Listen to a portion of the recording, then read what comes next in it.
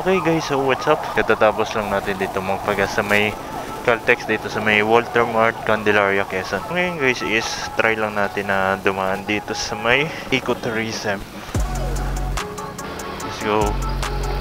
Okay, isang straight lang naman ito. Puntang ecotourism. So, tapos kakaliwa daw tayo.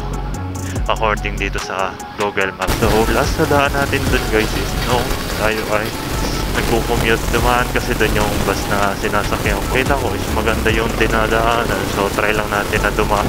Solid straight ito. No to top speed tayo guys. So, takong chill lang tayo.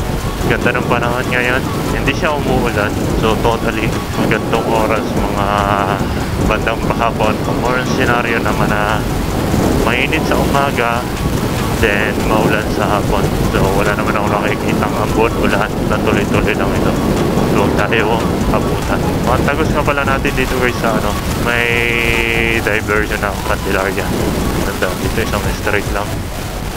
Sana walang traffic. Kaya ako pala naisipan na dumaan dito. May mga traffic dito sa part ng Sariaya. Umiwas na lang din ako. So, gusto ko lang din makakita ng ibang daan. So, dito tayo napunta.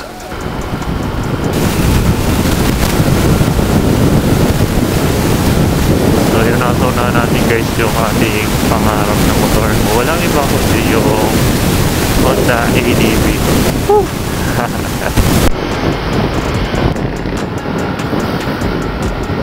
So tamang takbo lang natin guys pag tinatamad-tamad tayo. So 80-80 lang tayo. Huwag tayo magbababa ng 100 kasi hindi naman natin kabisado sa yung gantong daanan. Kaya kailangan natin ng doble ingat. Okay, malapit na tayo sa ecotourism. Ang padiretso guys dito is San Juan, Batangas. Pakaliwa is papunta tayo ng Lucena. No entry. So sarado guys yung tulay dito. Suabe. Ecotourism gaming. Ganda guys. Sana wala masyadong lubak. Yun lang naman ang inihiling ko dito kasi yung mabengkong yung ating galong. Suabe.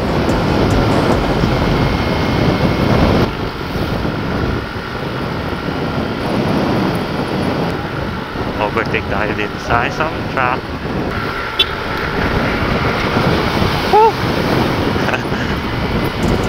Ito na yung guys, ecotourism. Let's go.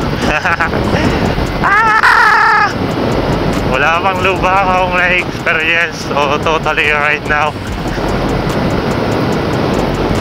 Sarap. Sobrang smooth ng daan dito. Kaya pala mas marami tumaraan dito. So yung Father Chris dito, madalas siya dumada. Madalas niyang kinikwento dito niya sa akin na maganda yung daan dito. So tamang 80-80 lang tayo. Huwag tayo sasagad. Kung espaldo pa ito guys, why not? Pero yung ganito, solid na semento. So pwede na rin. Kasi napakaganda, straight na straight to. Woo! Ganda! Sobrang solid guys. So try lang natin dito guys na mag-picture sa gilid. Ito lang sa may una-unahan kasi medyo mabato dito sa side na to. Oh, ganda dito guys. This is my first time here. So tingnan lang natin kung anong items. Plastic siya guys. So umiikot yan.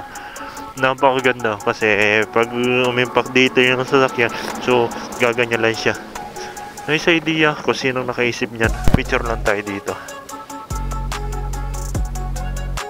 Tayo ay magse-selfie lang guys. Okay. Siya. Okay, at diretso na tayo ngayon guys. So matatapos lang natin ang picture. So hindi ko na pala pinatay yung ating motor kasi binakbak natin dito sa may straight. So abe. Okay, straight ahead na tayo. Straight again. So let's go.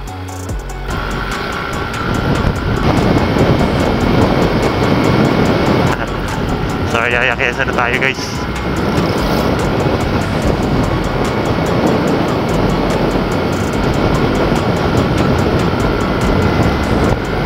Slow down.